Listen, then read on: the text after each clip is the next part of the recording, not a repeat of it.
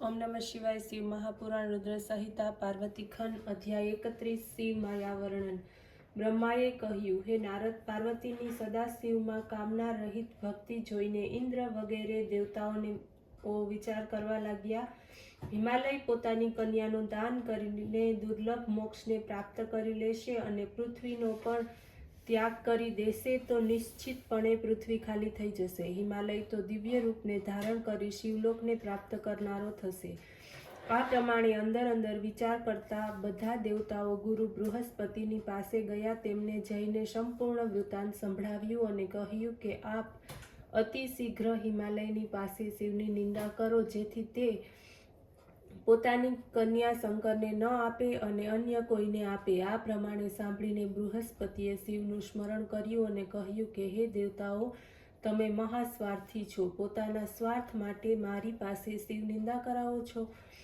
શું હું નરકગામી થાઉં? તમે જાતે જ ત્યાં કેમ ન પહોંચી જતા, જેનાથી તમારા મનોરથ સિદ્ધ થાય? સપ્તઋષિ અથવા બ્રહ્માજીની પાસે જઈને તમારા દુઃખને દૂર કરનારા થશો. હે નારદજી, ત્યારે બધા દેવતાઓ મારી પાસે આવ્યા અને સર્વ વૃત્તાંત મને કહી સંભળાવ્યું. ત્યારે મેં કહ્યું કે હે દેવતાઓ, હું ભગવાન શંકરની નિંદા કરવાનો નથી, કારણ કે તે નિંદા સુખ શાંતિનો નાશ કરીને સંકટમાં મૂકી દે છે. તમે જાતે જ ભગવાન શિવની પાસે પહોંચી જઈને તેમને પ્રસન્ન કરો. તેમને પોતાના જ હિમાલયના ગૃહપતિ મોકલો. તે પોતે જ હિમાલયને ત્યાં જઈને પોતાની નિંદા કરશે. પારકાની નિંદા નરકગામી બનાવે છે, જ્યારે પોતાની નિંદા તો યશ આપનારી બને છે. આ પ્રમાણેના બ્રહ્માના વચનો સાંભળીને દેવતાઓ કૈલાસ ઉપર પહોંચ્યા. ત્યાં શિવના દર્શન કરી તેમને નમસ્કાર કર્યા અને સ્તુતિ કરવા લાગ્યા. સ્તુતિઓ કરીને દેવતાઓ બોલ્યા કે હે શંભો, અમે આપની શરણે છીએ.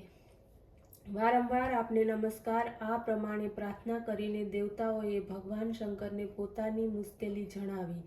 દેવતાઓના કથનને સાંભળીને સદાશિવે તેમની વાત માની લીધી. શંકર દંડ તથા સત્ર લઈને સુંદર વસ્ત્ર ધારણ કરી, હાથમાં સ્ફટિક માળા અને કંઠમાં શાલિગ્રામ ધારણ કરી, સાધુના જેવું રૂપ ધારણ કરી હરિ હરિ બોલતા હિમાલયની સભામાં આવ્યા. તે સમયે હિમાલય પોતાના ભાઈઓની સાથે તથા પાર્વતીની સાથે સભામાં બેઠેલા હતા. સાધુ રૂપધારી રુદ્રને જોઈને હિમાલય સિંહાસન ઉપરથી ઊભા થયા. ભક્તિપૂર્વક વારંવાર તેમને પ્રણામ કર્યા. પાર્વતીએ સાધુ વેશધારી રુદ્રને ઓળખી લીધા.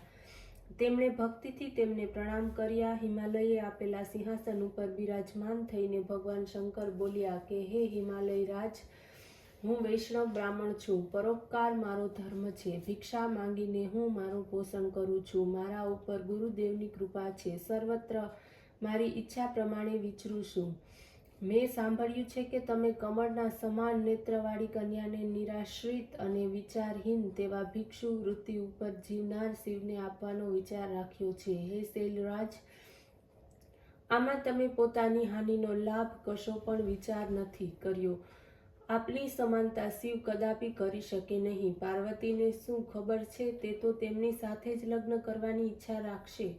અનુભવ ન હોવાને લીધે તેને પોતાના દુઃખનું જ્ઞાન નથી. હે શૈલેન્દ્ર, તમે એની વાત ઉપર આધાર ન રાખો. શિવની સાથે તેનો વિવાહ ન કરો. હે નારદ, આ પ્રમાણે કહીને શંકર ચાલ્યા ગયા. અધ્યાય 32 હિમાલયની પાસે સપ્ત ઋષિઓનું આગમન. બ્રહ્માએ કહ્યું, હે નારદ, તે બ્રાહ્મણની વાત સાંભળીને મેના તો ગભરાઈ ગઈ. તે બોલી કે હે શૈલરાજ, એ વૈષ્ણવ બ્રાહ્મણે શિવની નિંદા કરી છે. હે નાગેશ્વર, આ સાંભળી મારું મન બહુ વ્યાકુળ થયું છે. જો ખરેખર રુદ્ર આવા હશે તો હું મારી કન્યા તેમને આપીશ નહીં. મારી સુંદર કન્યાને તે કુરૂપને હું કેવી રીતે આપી શકું? જો એને શિવને આપવામાં આવશે તો હું ઝેર ખાઈ લઈશ. મને મારા પ્રાણ વહાલા નથી. હું મારી પાર્વતીને સમુદ્રમાં ધકેલી દઈશ, પરંતુ તેને તો નહીં જ આપવા દઉં. આ પ્રમાણે કહેતા કહેતા મેના રોવા લાગી. અહીંયા કૈલાસ ઉપર પહોંચી જઈ મહાદેવે સપ્ત ઋષિઓનું સ્મરણ કર્યું. સપ્ત ઋષિઓ કલ્પવૃક્ષની જેમ શીઘ્ર ત્યાં પહોંચ્યા. તેમણે કહ્યું કે હે સ્વામી, શી આજ્ઞા છે? અમે આપની શું સેવા કરીએ? આ સમયે સિદ્ધિના મૂર્તિ અરુંધતી પણ સાથે હતા. સદાશિવે તેમની પ્રાર્થના સાંભળીને કહ્યું કે હે ઋષિઓ, પાપી તારકાસુર દેવોને અત્યંત પીડા પહોંચાડી રહ્યો છે. બ્રહ્મા તેને વરદાન આપી ચૂક્યા છે અને પાર્વતીએ પણ મને પ્રાપ્ત કરવાને માટે ઘોર તપસ્યા કરી છે.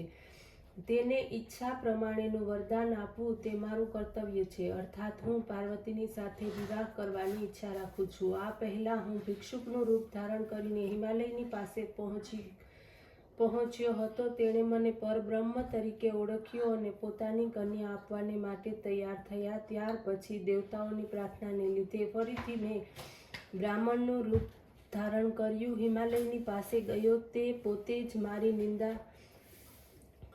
મેં પોતે જ મારી નિંદા કરી, જેનાથી તે મને ઘૃણા કરવા લાગ્યો. હવે તે મારી સાથે પાર્વતીનો વિવાહ કરવા ઈચ્છતો નથી. આને જ કારણે તમે લોકો જલ્દી તેની પાસે જાઓ, હિમાલય અને મેનાને સમજાવી આવો, જેનાથી તે મારો વિવાહ પાર્વતીની સાથે કરે. આનાથી પાર્વતીને આપવામાં આવેલું વરદાન અસત્ય નહીં થાય. આ સાંભળીને મુનિઓ અત્યંત પ્રસન્નતાપૂર્વક ચાલતા થયા. માર્ગમાં નગરોની શોભાને જોતા જોતા તેઓ હિમાલયને ત્યાં આવ્યા. હિમાલયે સૂર્ય સમાન તેજસ્વી મુનિઓને જોયા.